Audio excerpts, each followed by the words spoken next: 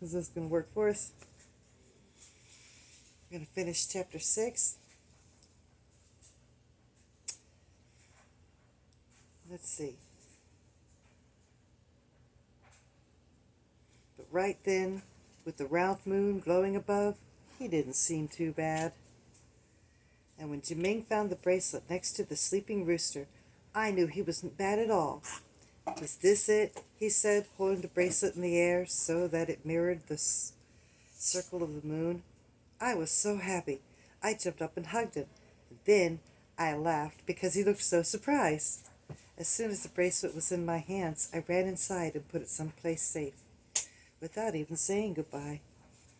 But as I left, we both knew we were friends.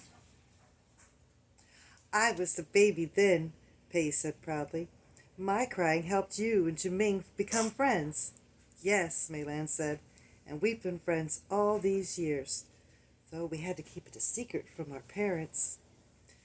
"They probably wouldn't like us being friends either," Pei said. "No," Meilan said absently. She held the bracelet before her as if she could see her future through its hole. Softly to herself she repeated, "I will not get married without it." "Pei!" Master Chow called from the inn.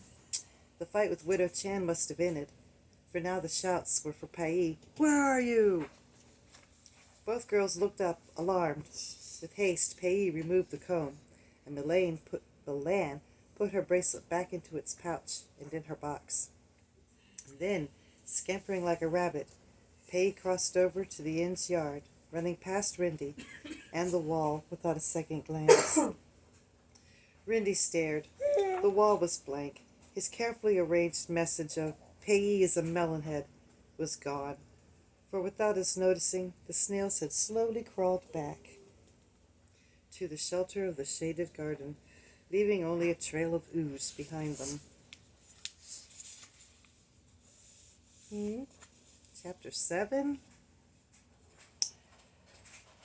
The sun was finally beginning to dip in the sky, and Widow Yan was frying her famous fermented tofu. It was strange how something that smelled so foul could taste so delicious. The joke about fermented tofu is that it was more disgusting it smelled, the more delicious it was.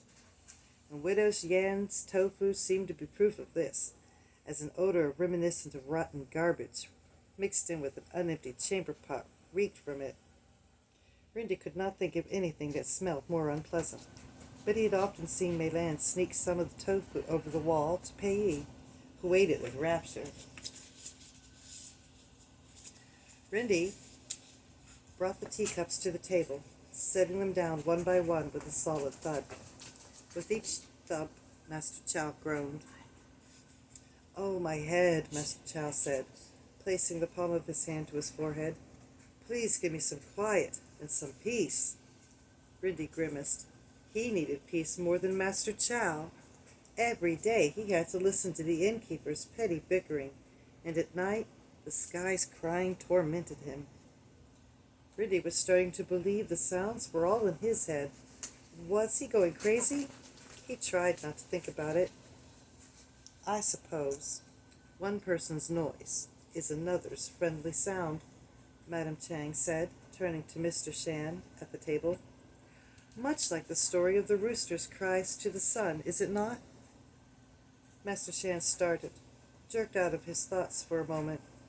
Rindy frowned and rolled his eyes. That afternoon, Rindy had watched when Madame Chang first saw old Mr. Shan with his long white beard, hobbing on his cane through the door. She'd gone straight to him, smiling, and took his hands into hers. In return, Mr. Shan had stared at her vaguely, as if seeing her in a fog.